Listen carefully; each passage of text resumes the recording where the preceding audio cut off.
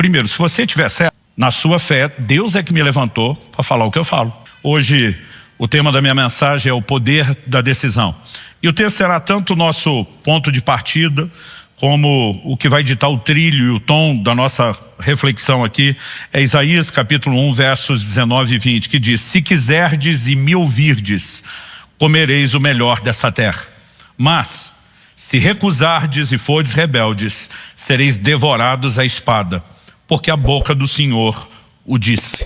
Eu gostaria, por gentileza, de pedir que você repetisse esse texto comigo, só para efeito didático, para ajudar a memorizar. Diga comigo: se quiserdes e me ouvirdes, comereis o melhor dessa terra.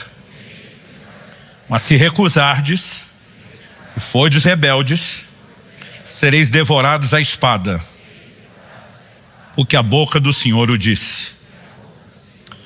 Nós temos um contraste claro, de um lado com Deus dizendo: se quiserdes, do outro, se recusardes.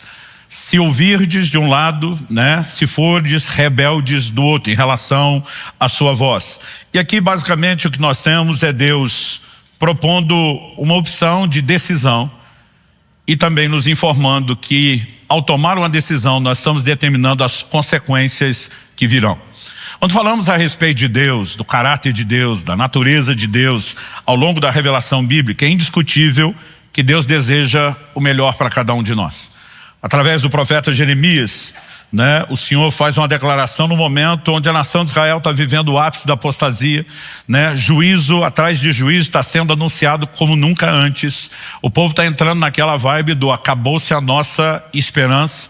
E é num momento como esse que Deus levanta o profeta Jeremias para dizer: eu é que sei os pensamentos que eu tenho acerca de vós. Né? Em outro falar, Deus está dizendo: não pense no meu lugar o que é que eu quero para vocês. E Deus diz assim: eu é que sei os pensamentos que tenho a respeito de vós, são planos de bem e não de mal, para vos dar um futuro e uma esperança. Eu quero focar nisso, planos de bem e não de mal. Né? Deus estava sinalizando: eu quero dar a vocês um futuro e uma esperança. Deus deseja o melhor para cada um de nós. O Novo Testamento continua sustentando verdades como essa.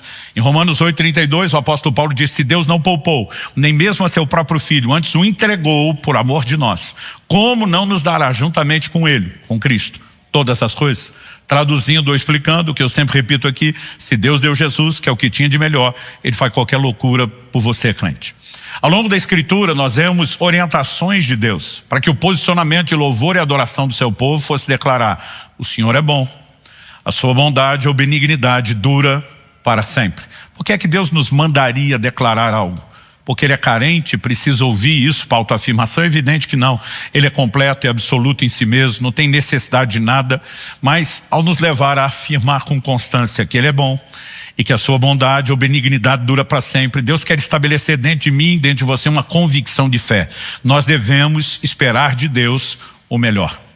O próprio Jesus disse: se vocês são maus, sabem dar boas dádivas aos vossos filhos, quanto mais o Pai Celeste não dará coisas boas àqueles que o pedirem. Então precisamos começar defendendo que é do interesse de Deus que eu e você possamos desfrutar o melhor. No entanto, não é a decisão de Deus se eu e você desfrutaremos ou não o melhor que Ele deseja que a gente desfrute. Deus estabelece uma condição: se quiseres, se me ouvirdes.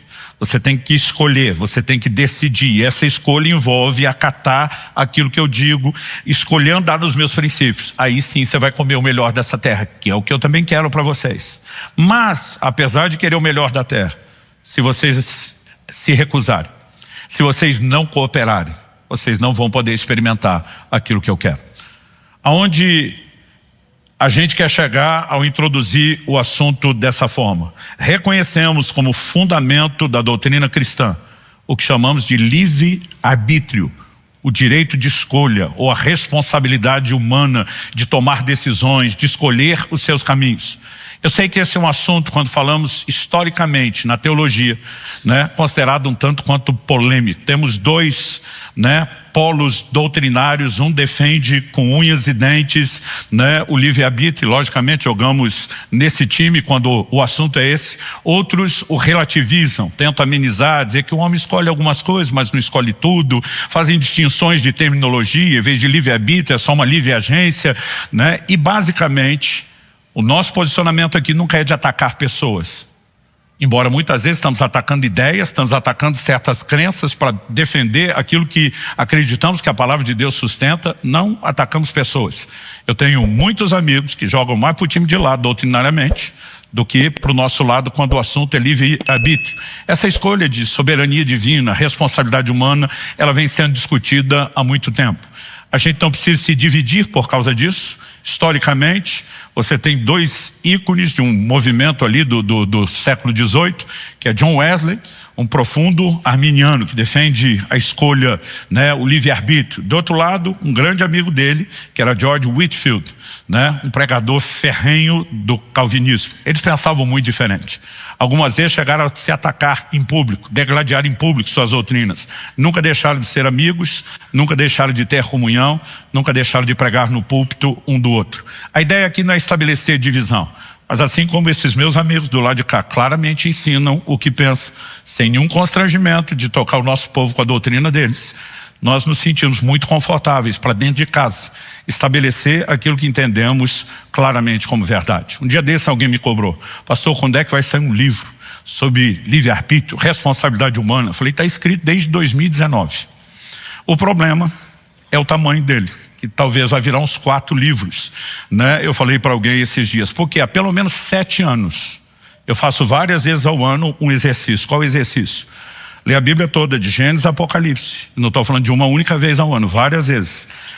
Anotando e comentando literalmente versículo por versículo do que a Bíblia fala a respeito dessas questões. Ou seja, não é assunto do qual possa dizer para você, a gente não tem considerado, não tem lido o que as pessoas dizem a favor ou contra, mas basicamente qual é a nossa preocupação em ensinar esse tipo de verdade? Porque eu creio que vai fazer diferença. O dia uma pessoa que crê de modo contrário, que não crê que nós temos todo esse poder de escolha, falou para mim, você está fazendo um estrago no reino de Deus ao ensinar essa doutrina. Eu falei, tô? Porque se você tiver certo, eu não estou fazendo estrago nenhum. Primeiro, se você tiver certo, na sua fé, Deus é que me levantou para falar o que eu falo. Eu não escolho nada. Foi Ele que decidiu na sua soberania, né, que eu falasse essas coisas. Segundo, mesmo que Ele decidiu que eu falasse o que não é verdade, isso não muda a vida de ninguém. Porque eu ensino as pessoas a escolher, mas elas não têm escolha de acordo com o que você acredita. Então não existe a menor chance de eu fazer o mal a ninguém.